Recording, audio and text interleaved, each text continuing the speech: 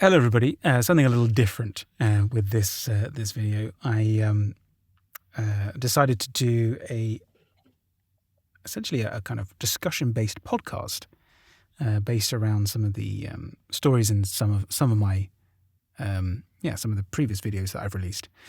The last video I released was a series of stories about encounters with the Hat Man. Interesting phenomenon. And I'm joined today by a very close friend of mine, Jim. Also another Jim. I'm James. We're both James because Jim is short for James. Just wittering on a bit there. So welcome, Jim. How are you? I'm not too bad. How are you, James? I'm good. Very good. Jim is joining us from the UK, and we go back a long way. And so, yeah, we've always had a fascination with the paranormal, dating back to since we can remember. And we've been friends for how long have we been? Known each other probably. Oh, bloody hell! 2001 we met, so it's probably approaching 20 years next year. Oh my God, time flies. I know, that's crazy. But we've always we've always been fascinated with the paranormal and folklore and all that kind of stuff. So I wanted to invite Jim to have a discussion-based podcast, essentially, about some of the themes and stories and stuff like that I cover on this channel. Hopefully, you will get some positive from this, something good to listen to, and if it's popular, we'll keep going with them. Don't worry, the storytelling isn't going anywhere. I'm still going to be releasing content where I'm telling stories as always, and that's not going to be any different. This is just an additional piece of content that I plan on releasing on a regular basis.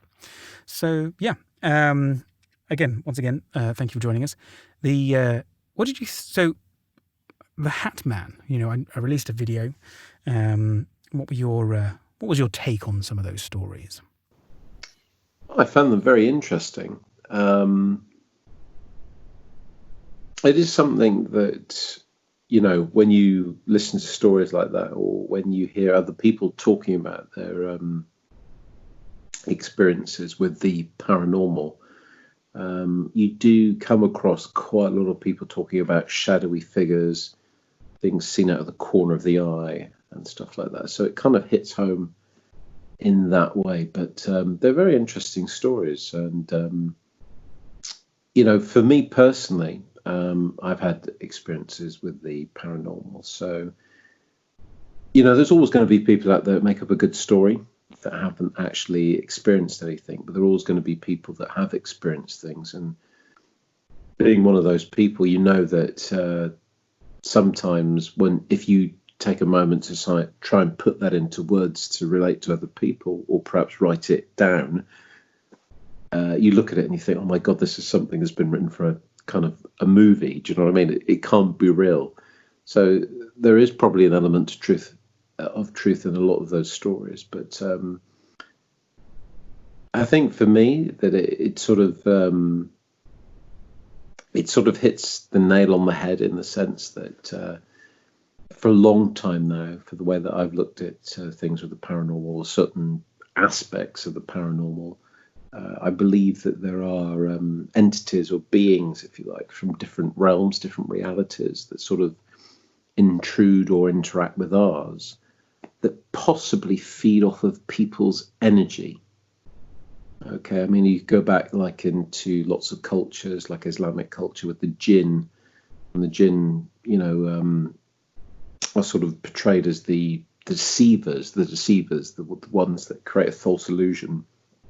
And there are many others in different aspects of religions and cultures where they have these creatures that are there and sort of manipulating humanity, if you like. But I think that if you take a step back from all of that and look at it in a different way, if we're able to open our minds, which probably most people that listen to this are able to, it's not really too much of a step into the fanciful to believe that there are things, beings from different realities that know about our realm, our reality, our existence, and manipulate things here to feed off of the energy that we produce, whether you want to call that psychic energy or whatever, Yeah, I think so.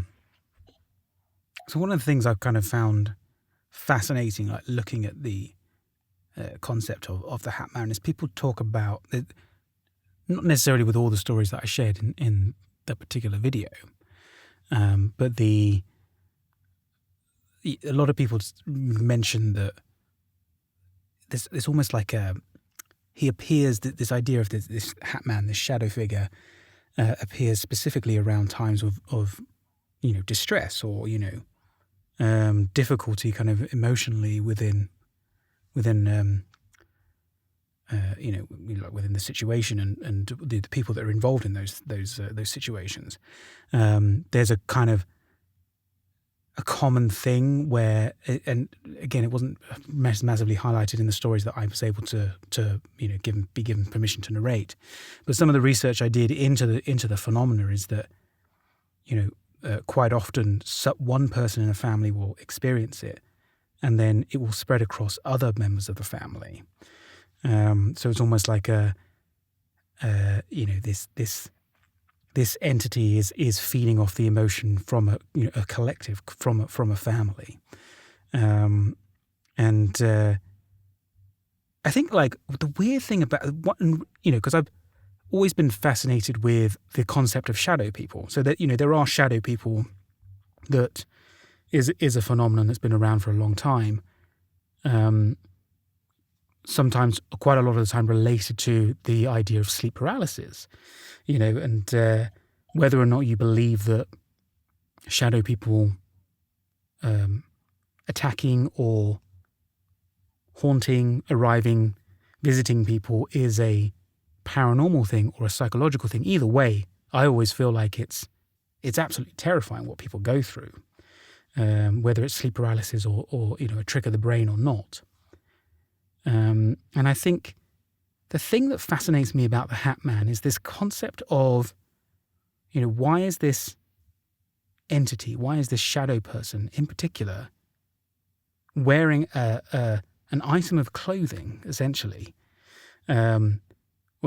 several items of clothing that are probably, I don't know what century you would pick that from. When you think about the concept of other worldly beings, demons or that kind of stuff, why has this been manifested with something that I would consider quite a modern thing compared to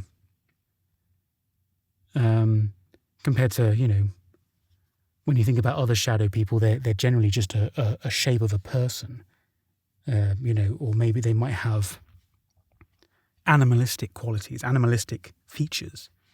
But for the most part, they are something that could be from a realm like hell or something that's ancient. But like, there's almost this very strange thing of, why is this thing got a hat? Why is this thing dressed in something like more modern? That's a very good question, because I think it, in a way, it could possibly tie in, because all these things that within the spectrum of the paranormal are all intertwined in some way or the other. You'll find many people out there who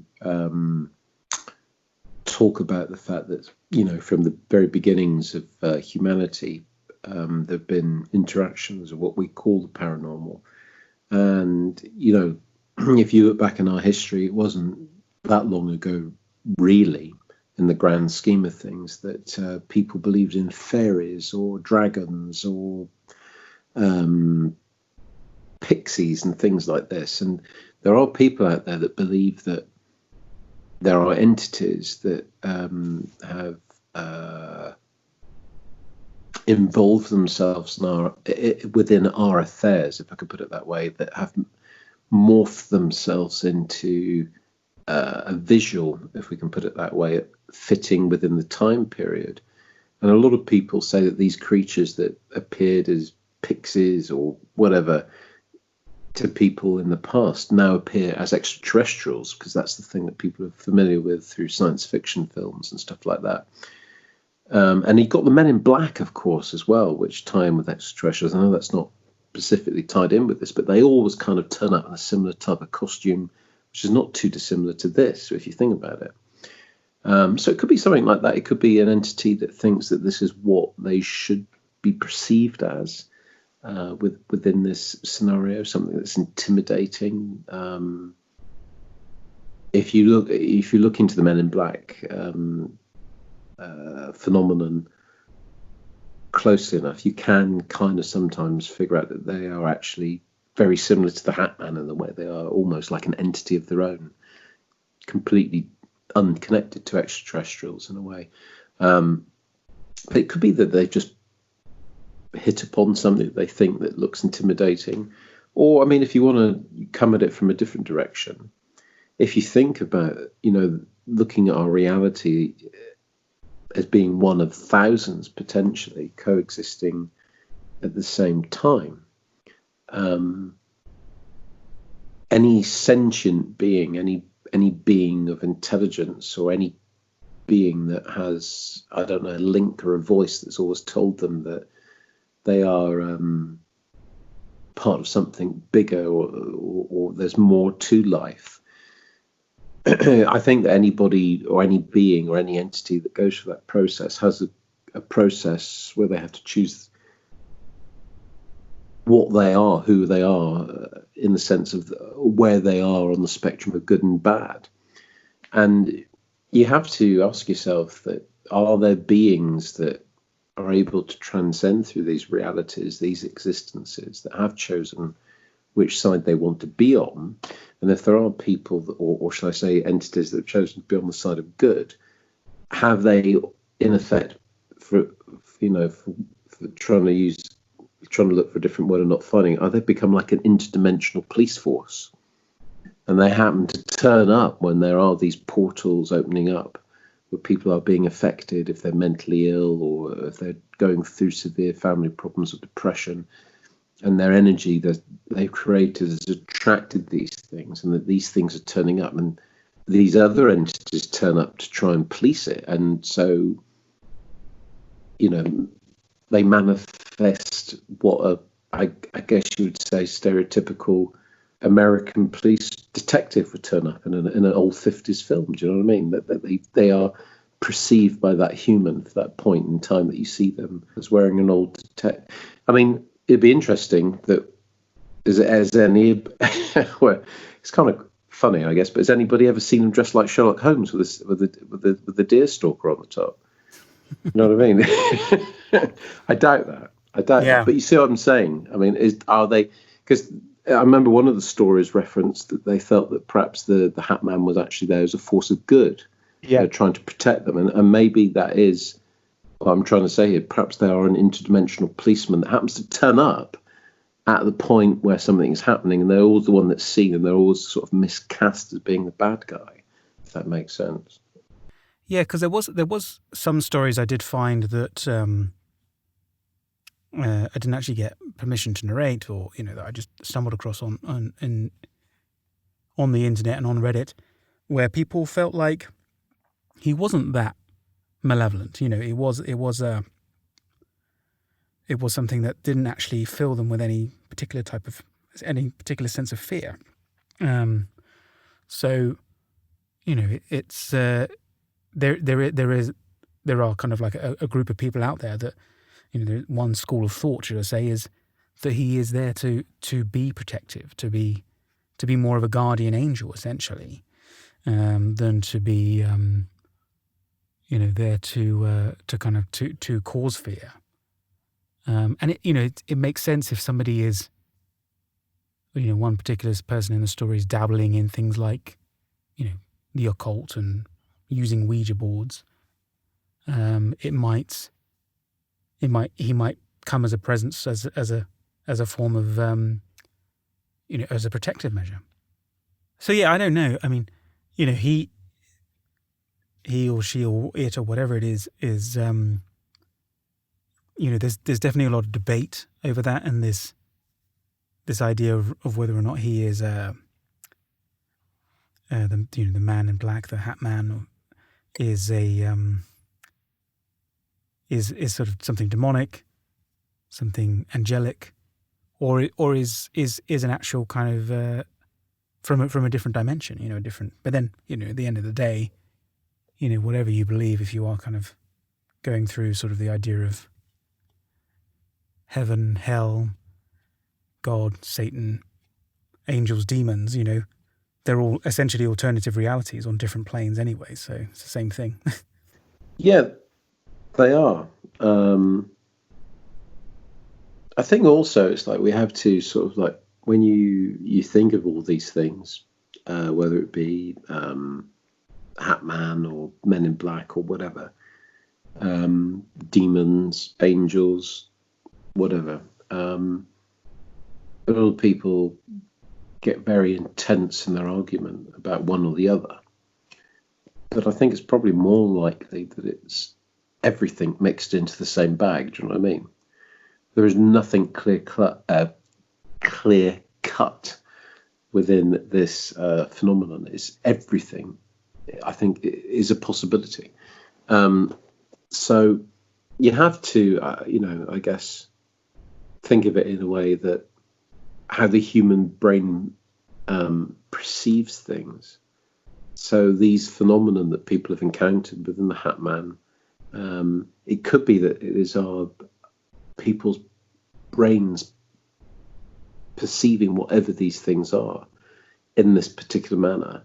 And that could open the door to the possibility that all these encounters might not be all linked to the same phenomenon. Some of them might be interdimensional creatures, some of them might be deep demonic, some of them might be angelic. It's just the way that we perceive them. I mean, if you think about it, if you see something very quickly out of the corner of your eye as a flash, it's very easy, we've all done it, to misidentify something very quickly. So it could be something like that. But then again, it probably isn't, but it's something that you have to consider. I mean, if I think about it, I think it's probably, it's definitely something feeding off people's energies. For it to be appearing at moments of strife within people's lives, energies, anger, or upset, I think it is just something that is possibly feeding off of energy. I think that's a lot to do with human existence. I mean, if you look at humanity, our track record is not very good, in the sense that at one moment or another we're killing each other, slaughtering each other, causing a lot of upset. I mean, and you want to move away from that side of humanity. There are always people living in desperate poverty or living with illness. And so there's a lot of human misery. And that, there are a lot of people out there that have spoken at length in videos on YouTube and other things, where they talk about that these entities refer to us as vessels, purely that they can inhabit if they wish, or to generate food for them.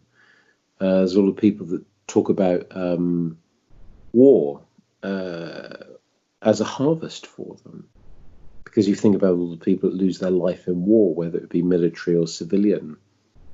The emotion that is released in those moments, they call it a harvest, a feast.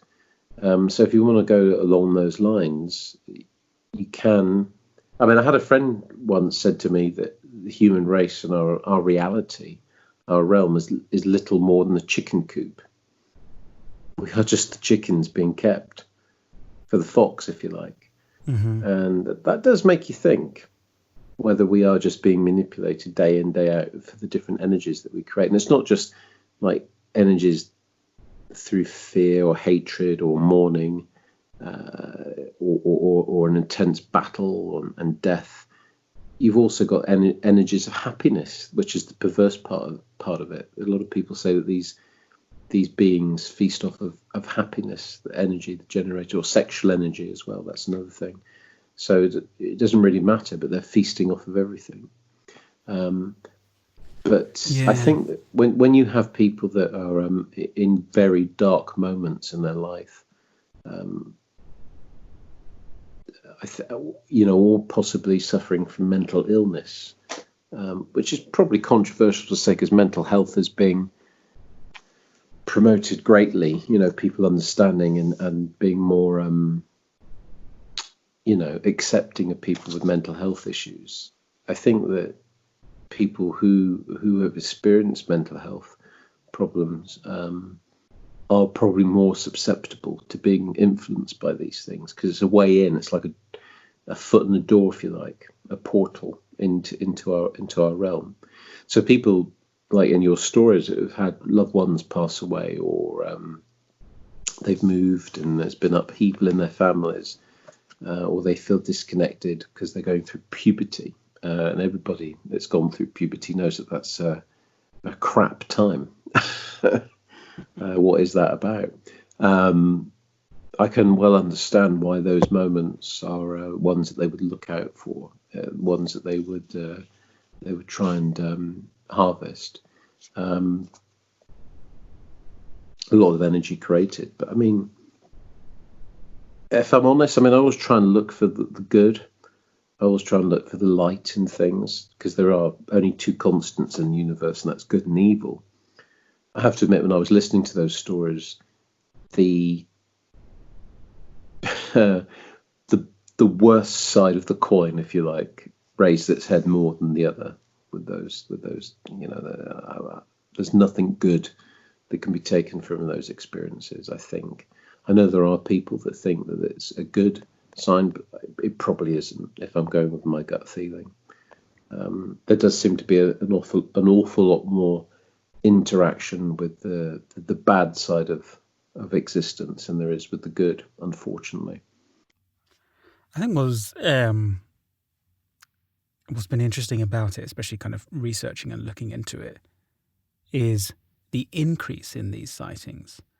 Now obviously there could be a kind of correlation with the fact that a couple of people have started sharing their stories, so more people are sharing them. But I feel like the idea of the Hat Man, the concept of that sort of phenomena, has only really sort of picked up pretty recently. From my, because I look at the paranormal subreddit all the time, and I feel like there's an increase in viewings of him and of shadow people kind of more recently than there has been, because a lot of people have varying different types of stories of loved ones that come to visit them, or strange manifestations, but there seems to be this very kind of strange increase in these particular types of occurrences. But if you think about it, we are living in times in the past few years where we are more. I mean, it's kind of arrogant in a way to say for people living in a Western country that we are living in times that are more stressed than we've had in recent years, because there are people that live in the world that are struggling to survive each day. But for the Western countries, we are living in an odd period of time. I don't think you can get around that. It's something that can't be denied. And it's not so much as, let's say, for example, the stress that was induced on people in, take where I am, the UK during World War II. It's not that kind of stress, but this is more a deeper psychological stress, because through things like social media and social approval, if you like, of what you say in conversation, people feel very disjointed with what it is to be alive, to experience this realm that we exist in. So there's an enormous amount of stress on people, and I don't think there's anybody really, if you feel that you're connected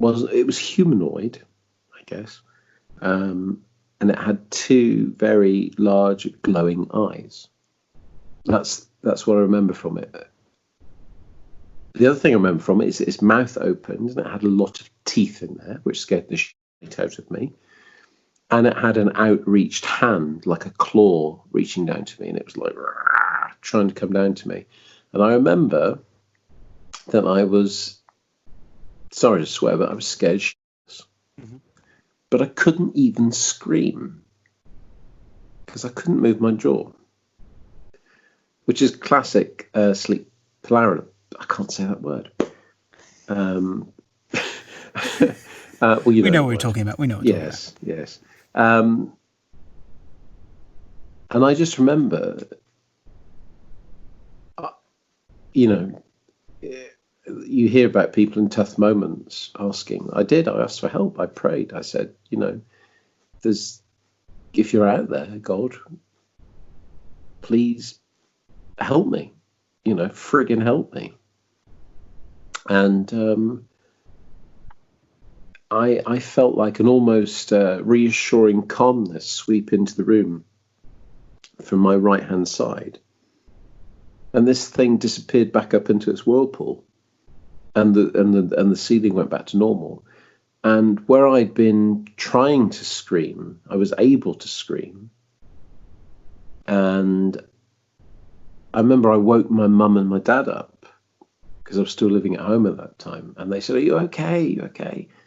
And I said, I'm fine. And I just went back to sleep because I felt so peaceful, so protective from this other energy that I felt that I didn't even feel like, I need to go and shit myself, basically. Because I just know if I experienced that. And then I was like, I just need to go to the bathroom now. And then you need to get me 2 ibuprofen afterwards when I come out.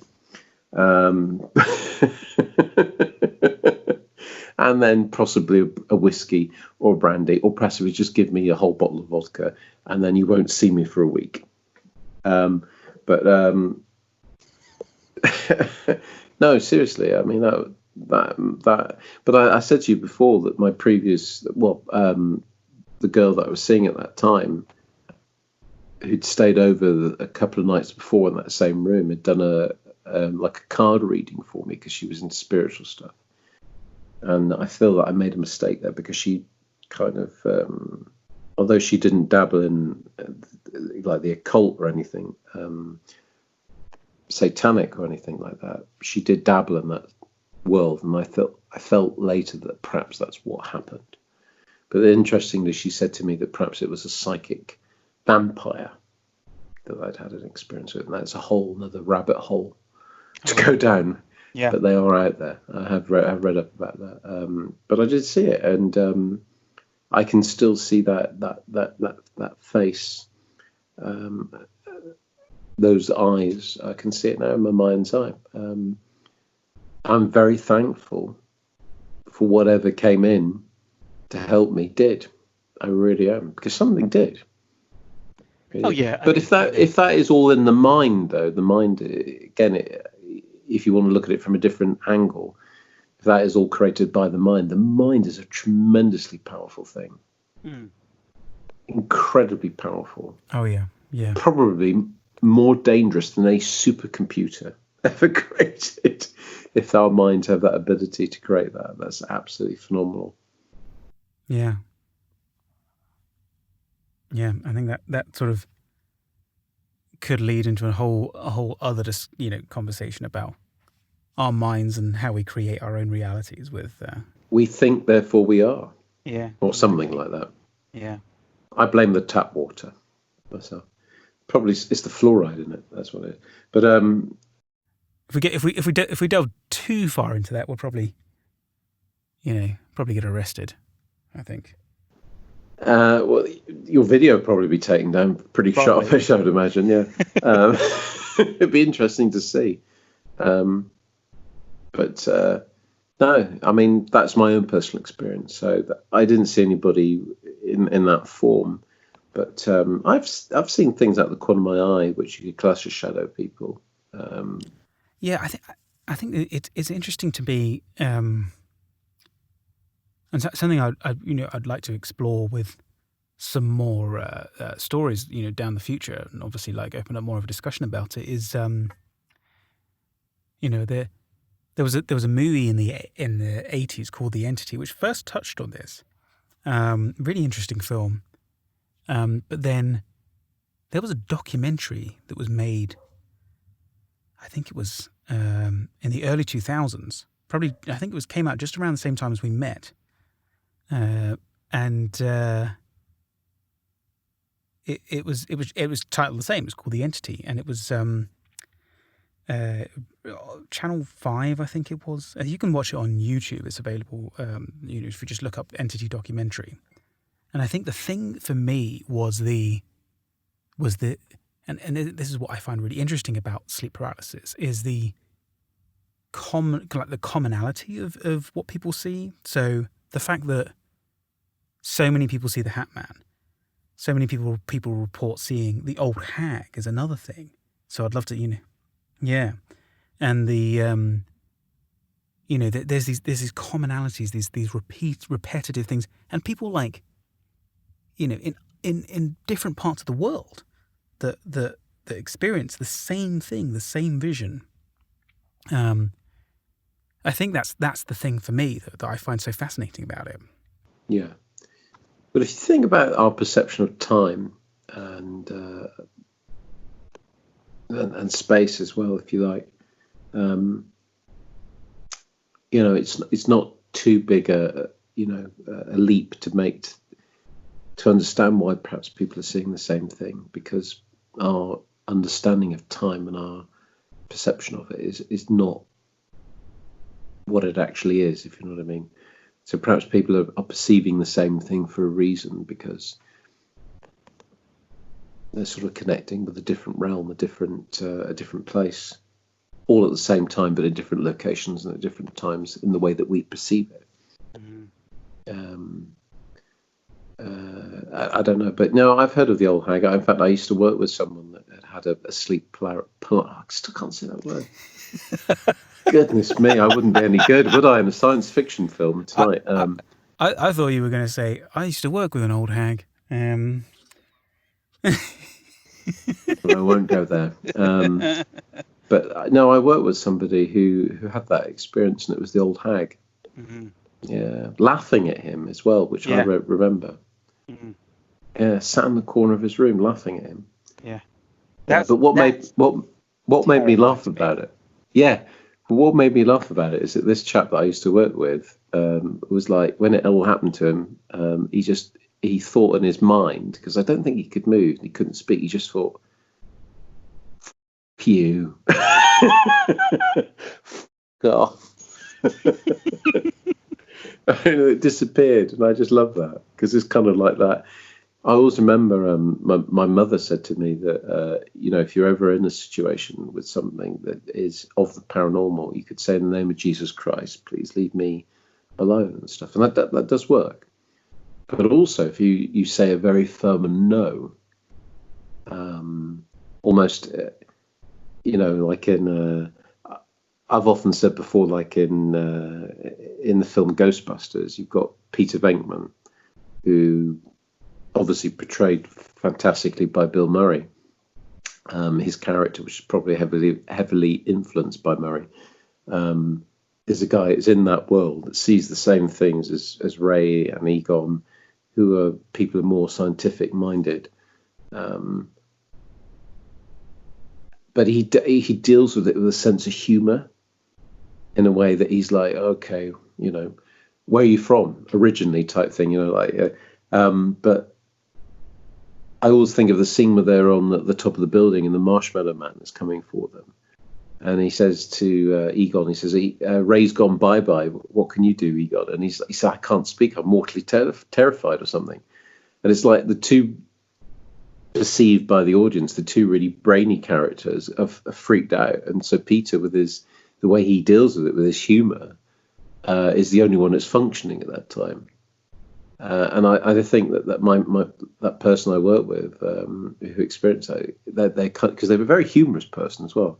Their humour kicked in. It's like, oh, fuck you, fuck off. And I think that can get you through. I honestly believe having that like firm, like an inbuilt no, like fuck you, no, in the name of God, no.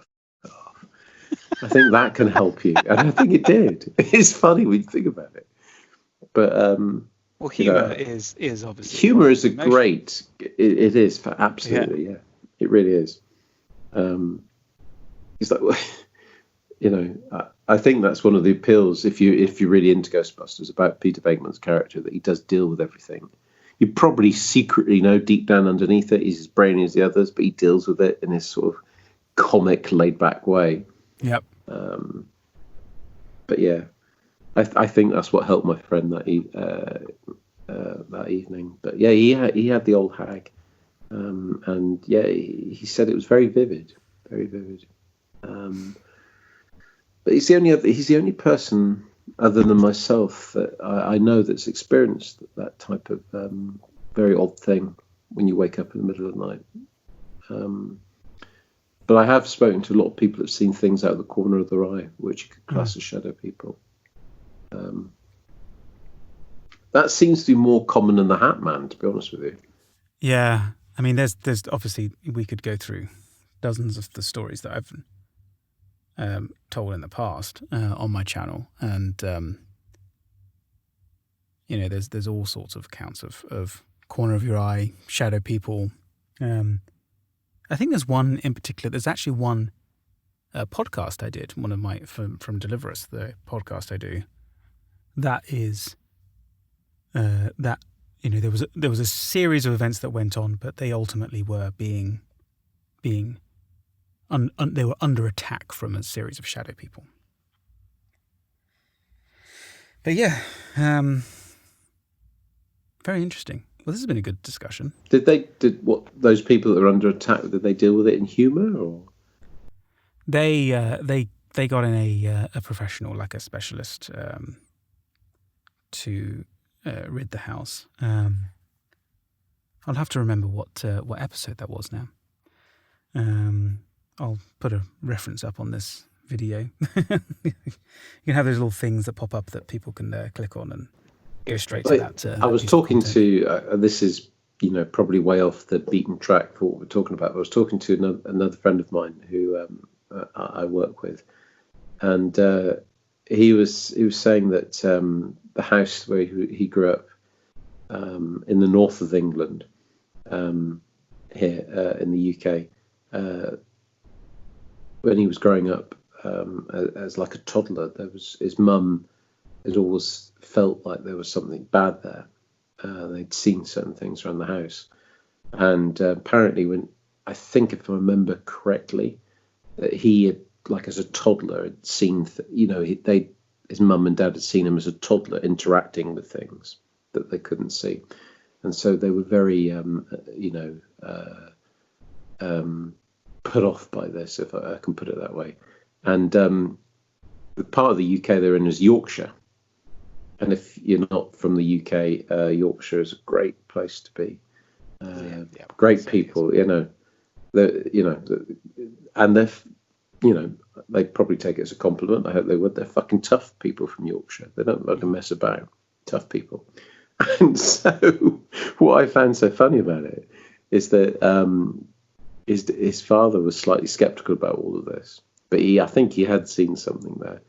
But when something had happened where he felt that it threatened his son, his toddler son.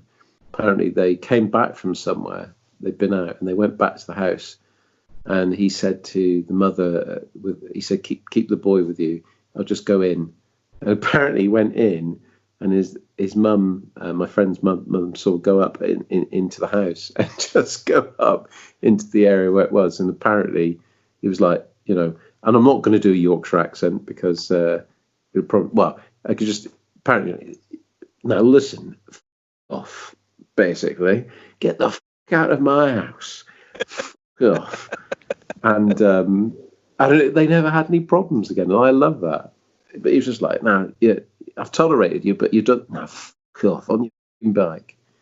And apparently he won't talk about what he saw when he did it as well. Apparently he saw something. He was like, now, if you've ever met a Yorkshire person, Yorkshire man or woman, you know that is a true story because they have got fucking courage. It's inbuilt in their DNA. So I love that story. So if you're ever in that situation, pretend to be a Yorkshireman or a Yorkshire woman and say, "God, don't you fucking bite me, God." Release the inner Yorkshireman. I think you should end on that, James. We're from the south of England, so we shouldn't be saying that, really. But Yorkshire people are top. They're lovely. Yeah, absolutely fantastic. Yorkshire tea. Do you know what? I was once in. Where is it? Is it Harrogate? Which is where Yorkshire tea is from. Because there's. Do you know what? It might be fake news. Actually, it probably is. All I know is Yorkshire tea is my favourite tea. That's the tea that I always get my family to send. Like PG tips there. It's all right, but if you want a traditional English tea, you want a cup of Yorkshire tea. Really, forget really coffee. That is the one that'll get you up and moving. Oh yeah, lovely stuff. Really good stuff. But yeah, Taylor's of Harrogate, I think, is who makes Yorkshire tea, and I went for an afternoon tea at Taylor's, and it's really wonderful experience. Anyway, that's sort of another discussion. You'll have to Google how many hatmen have been seen in Yorkshire. Probably zero.